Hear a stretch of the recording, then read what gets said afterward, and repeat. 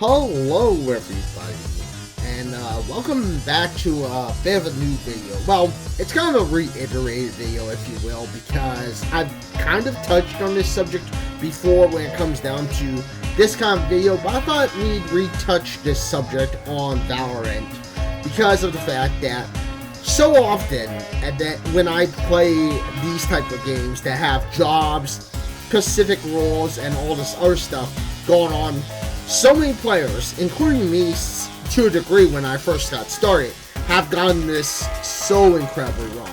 So what is this thing that everyone pretty much gets incredibly wrong, especially at the beginning of their time in a game like Valorant or Overwatch or something that, you know, has this specific idea in mind?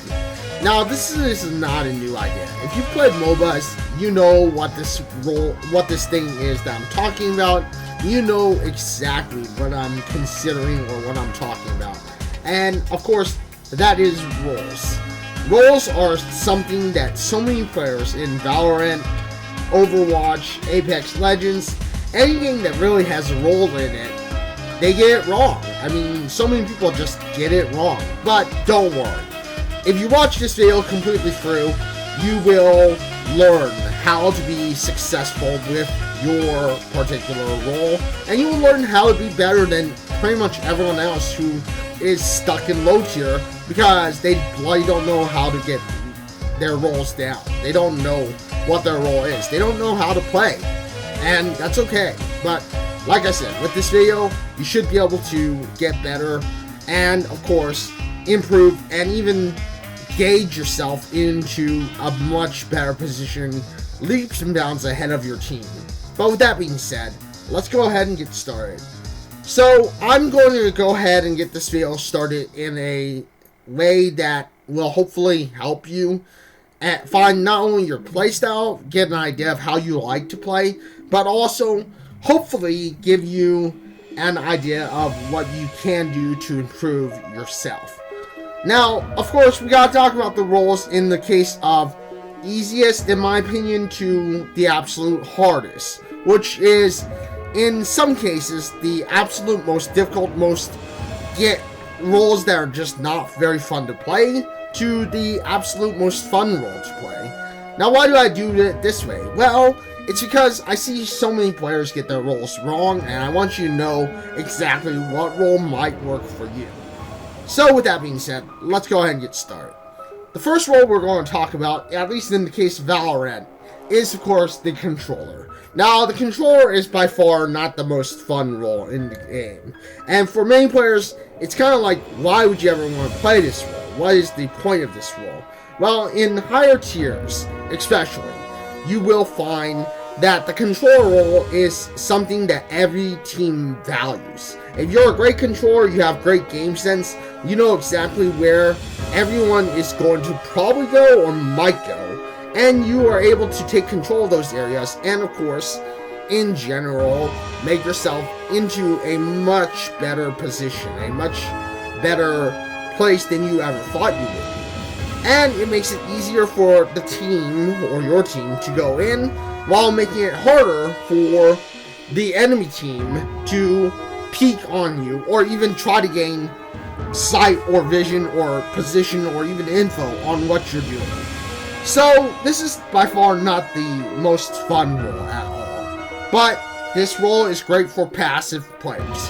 If you are passive, you don't like getting into a fight, you're just going to play really far back, really kind of default, if you will, and you're not going to get aggressive or even try to search for information or anything like that, then this is a role for you.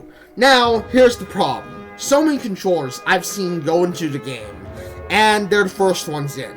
They don't get any value off their abilities, like their smokes or, their blinds in the case of Omen, or even in the case of like Shrouded Step, which is Omen's teleport. They don't get any value out of that. Now, why do they not get any value out of that? Well, it's because they're probably the first ones in to try and gather some information, maybe even try to push for the site, and then they get eliminated by an enemy. And sadly, then that's the end of their role. That's the end of their play. They don't get any more information, they don't get any bonuses, and they hardly got any value out of the role. But if you're a passive player, if you're someone who likes to take things slow, maybe sit back a little bit and let the game come to you, this is a perfect role for you.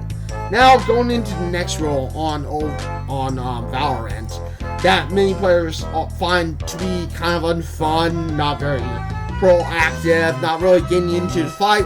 It's, again, another very passive playstyle, is, of course, the Sentinel. The Sentinel is a very, very passive kind of playstyle. They're the last ones in, usually, when it comes down to a Valorant perspective and a perfect team comp. In a perfect world, the Sentinel would be the very last person in. They're the one who hangs back the most. And they hang back the most because they are just a very, very supportive player. They will wrap up or cut loose ends where the loose ends are needed.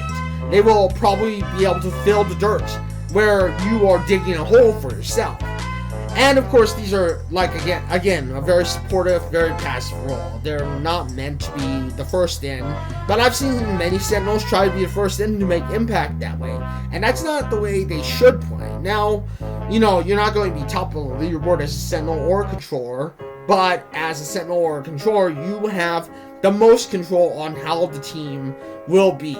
You have the most, luxury to really make the team as great as it will be on paper or as terrible as it will be on paper. You are the first and last line of defense in many cases. And, well, you're not the first line of defense, but you're usually the last line of defense, but you're also the most important line of defense for many players. And that's why, of course, the Sentinel and the Controller are not very fun roles to play. Many players find the roles boring, many players find the roles tedious, and many players want just something that can give them a little bit of a solo queue advantage. But you gotta remember that in Valorant, the solo queue advantage, the solo queue gameplay, it just doesn't work. It's a team-based game. You gotta play based on the team. Now let's move on to the second most fun role to play, which is the Initiator. Now, the Initiator is going to be your second line in.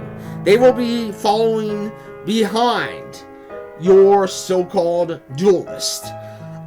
They are the second most fun role to play, but they are also the most important role when it comes to being the front line, which is gathering information for your team. They're going to follow in your duelist. They're going to be the entry frag, or the second man to your duelist. And that's why they're probably the second most fun role to play. They are easily a very solo-capable character. They can handle themselves. And that's why you see so many players playing Initiators. Well, you don't see a lot of Initiators, but when you do see an Initiator, you see them because of the fact that they are trying to be a very solo queue, very solo-oriented player to work with. And they're going to be the person who will second man you first. Anyway, moving on to the last role. And just so you all know, the Initiator is a very aggressive role. You're going to probably be eliminated multiple times. You will probably see yourself get crushed multiple times. But don't worry. At the end of the day, getting crushed as an Initiator is okay. It's not the end of the world.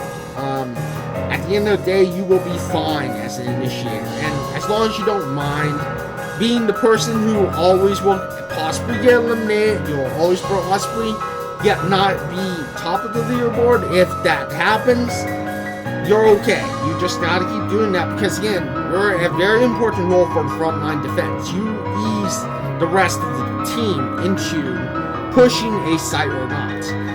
And like I said, it's the second most fun role to play overall. Anyway, getting into the last and most important, if not the most fun role, according to most players, to play is the duelist. Now, the duelist is the most fun role to play. Why is the duelist the most fun role to play? What makes the duelist the most fun role to play? Why should I even care about being a duelist? Well, they're the most fun role to play because they have the most solo queue potential. And so many players are in such a bad habit to solo queue everything. They want to be the 1v5 fighting machine. They want to be the person that aces every single round. And that's the main reason why you see someone like Reyna being picked so often. Reyna is a 1v5 machine if you play her right. But that doesn't mean that you should be always looking for that 1v5. That doesn't mean you should always be looking for that ace. You know, so many players play Reyna just looking for that ace because of the fact that, you know, she's a 1v5 machine in the current state of Valorant. But at the end of the day, duelists are going to be eliminated 9 out of 10 times. And you can't be scared as a duelist. If you are a duelist, if you are someone who doesn't like getting aggressive, you're very laid back. You're very like, I'm not going to get into a fight. I don't want to get into a fight. I don't want to be that person that is first eliminated. Then you should play a duelist, because duelists are the very first ones in. They're the front lines. They help give information for the team to roll in. If they don't give information for the team to roll in, then everyone just gets into a choke point and ends up going into a, what do I do? What am I doing? What's going on? Why am I not having success? Why do we keep getting eliminated? Why do we keep getting pushed? You know, that's the main reason, is because your duelists are just not doing their job. They're not doing the job of a duelist, which is to go in, get information, and if they get a elimination, if they get 2 eliminations, if they get 3 eliminations, that's just icing on the cake. But at the end of the day, you've got to learn your roles, and your roles are so important. This is why I'm making this video. So, to go over a quick summary of the video, and a quick summary of the roles, because I wasn't exactly sure how long this video was going to go, you know, let's first of all talk about the controllers. Controllers are support roles. They are very passive roles, and if you are a passive playstyle, you are someone who doesn't like getting into a fight, you want to have, you know, control, you want to be right behind your teammates, you want to be right behind your, you know, the enemy lines, if you will, or you want to be behind some cover, you want to have some kind of shield, then you should consider using a controller. Remember that controllers, of course, are a very important role. They help make controlling areas in the map on Valorant, for instance, very, very easy. They make it to where players are going to think twice before entering some situation that they don't have vision of. And if they don't have vision, then how are they going to know what's ahead of them? That's how many players fail. And which is why, of course, controllers are a very good role for many beginners and many players who just are not sure how they should play, and they just want to play default or passive. Sentinels. Again, the quick overlay of Sentinels, again, a very passive role. They are the last line of defense. Usually they are the ones to carry the spike, and usually they are the ones to plant the spike. But remember that Sentinels are also very, very good trappers. Someone like Cypher is such a great trapper because he can set up a tripwire, and if no one sees his tripwire, they're going to eventually run into it, and all of a sudden Cypher will now know exactly where the enemy is, or where you are if you are on the enemy team. Which is why passive roles like Cypher or Sentinels are very passive roles. Sentinels are going to play default. Now going into initiators. Initiators are someone like Silva, someone like Sky, someone like Breach. And they're going to be the second man. They're going to be opening up opportunities for your team to move forward. They are very aggressive players. So when your duelist goes in, they are the ones who will, for instance, if you are like a Breach, you're going to go in and you're going to flash the area just to make sure that your enemies cannot bloody see what's going on in front of them. Because if they get flashed, now you are open to shooting them and surprising them off, them being blind.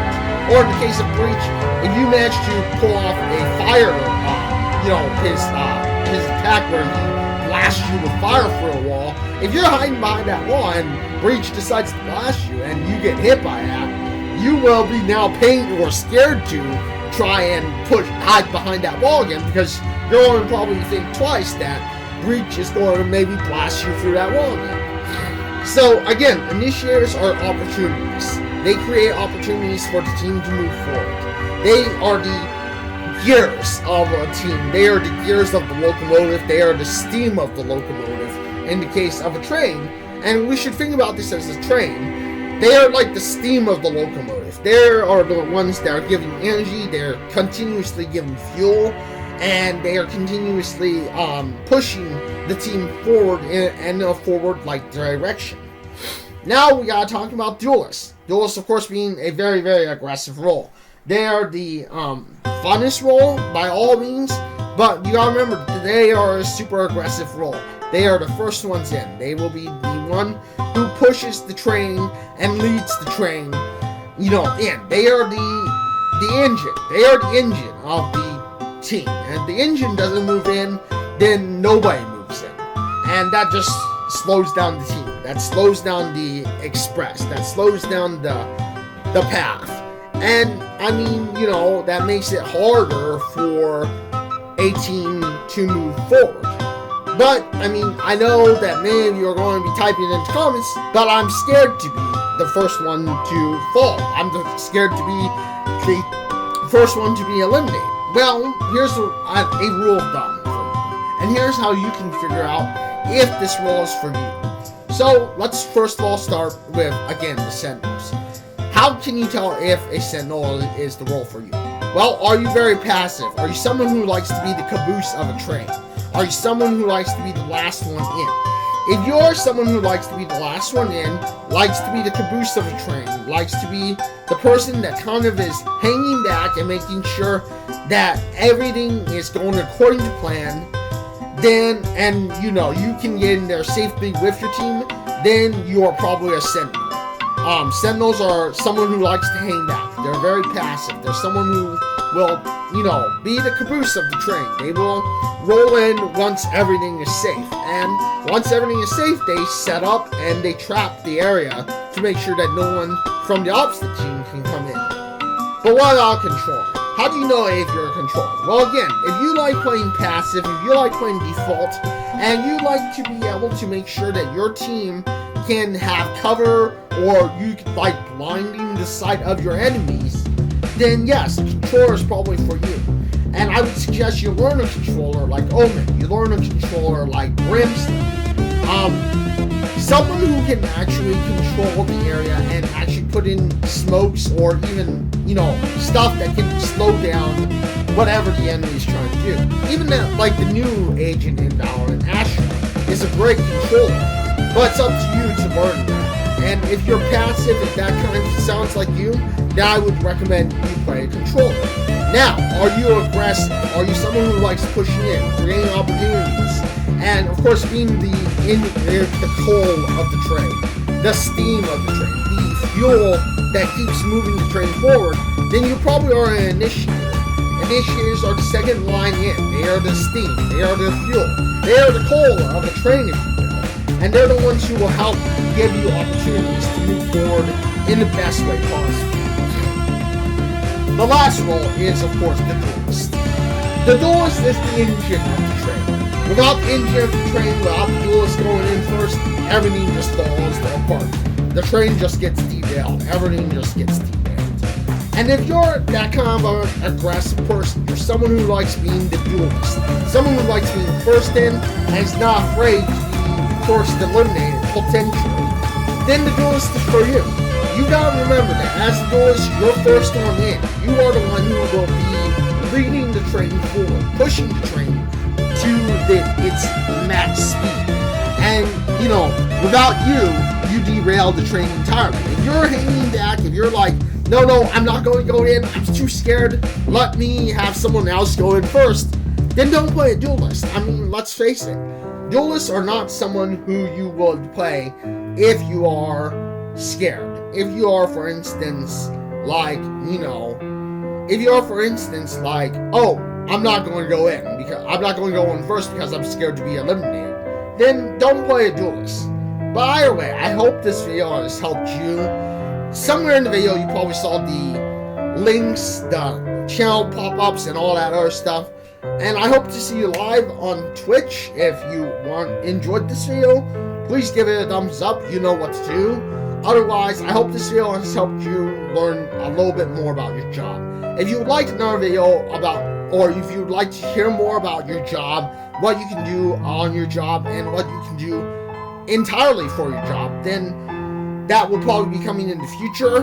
But I hope that this has helped you get the basic idea of your role, and I hope that in the future you choose the role that fits you. Sometimes the funnest role is not the role that is the best suited for you. Sometimes the solo queue role, or what you think is the solo queue role, and what will be giving you the best and top of the leaderboard, that's not for you. You gotta remember that. But either way, I will see you on the next all in the next video, and until the next one, everybody, farewell, everyone.